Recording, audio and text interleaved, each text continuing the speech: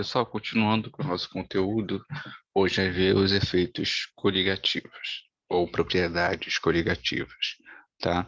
O que vão ser essas propriedades? São aquelas em que não são influenciadas pela natureza do soluto, ou seja, independente se o soluto é iônico ou molecular, não vai ter diferença. Então, influenciado pela natureza do soluto, adicionado ao solvente, mas sim pela quantidade de partículas presentes.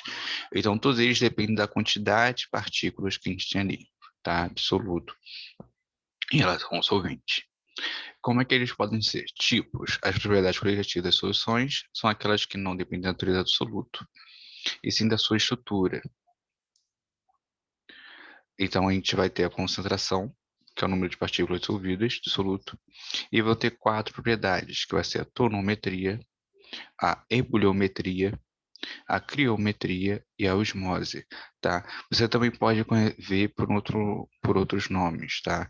A criometria, por exemplo, com criogenia, tonoscopia, tá? Vai ter esses dois nomes podem ocorrer. Tá? A primeira que a gente vai ver vai ser a tonometria. Vai ocorrer porque os solutos não são voláteis. O que é uma substância volátil? É aquela substância que tem um ponto de ebulição baixo, tá? Então ela evapora muito rápido. Exemplo, a gente tem o álcool e a acetona, por isso que a gente não pode deixar os frascos dessas substâncias abertos, que logo eles evaporam, já que são substâncias voláteis. Então, tonometria, isso ocorre porque os solutos não voláteis, iônicos ou moleculares, vão interagir com as moléculas de água por meio das forças intermoleculares de atração, o que vai impedir que mais moléculas passem para o estado de vapor na mesma temperatura. A ebuliometria, vai lembrar aí, ebulição, que pode também receber o nome de ebulioscopia, tá?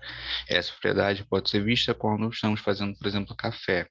Quando a água está para ferver, então a gente adiciona açúcar. A aplicação para esse fenômeno deve ser a interação entre as moléculas ou os íons do soluto não volátil, como as moléculas de água, dificultando a passagem para o vapor. Tá? Então, se você adiciona ali uma substância, aquela água que estava evaporando, já estava no ponto de ebulição, quando você adicionou uma substância a mais ali, virou uma mistura, o ponto de ebulição vai ser modificado, então ela para de ferver, ok? A criometria, ou criogenia, vai estudar a diminuição de temperatura do congelamento, tá? E depois a osmose, tá? A osmose que vocês já acabam também vendo na biologia. Então, a osmose vai ocorrer como a gente tem uma variação de pressão de osmose, pois há o fluxo para uma membrana semi-permeável de solvente de uma solução mais diluída para o solvente puro para outra menos diluída, ou seja, mais concentrada. Então, nesse vai passar da onde tem menos solvente para onde tem menos, onde tem mais solvente, para onde tem menos em relação ao soluto, tá? Da onde está menos concentrado para onde está mais concentrado. Então, vendo aqui rapidinho, nesse mapa mental, a ebulioscopia vai estudar o aumento da temperatura de ebulição do solvente. A crioscopia é o abaixamento de temperatura de congelamento do solvente. A tonoscopia é o abaixamento da pressão do vapor do solvente. E a pressão osmótica é a força que vai dar a passagem do solvente de um ambiente menos concentrado para um mais concentrado, ok? E aí o número de partículas que vai influenciar pode fazer o quê? Quanto maior o número de partículas, menor a pressão máxima de vapor do solvente. Quanto maior o número de partículas, maior a temperatura de ebulição do solvente. Quanto maior o número de partículas, menor a temperatura de congelamento do solvente.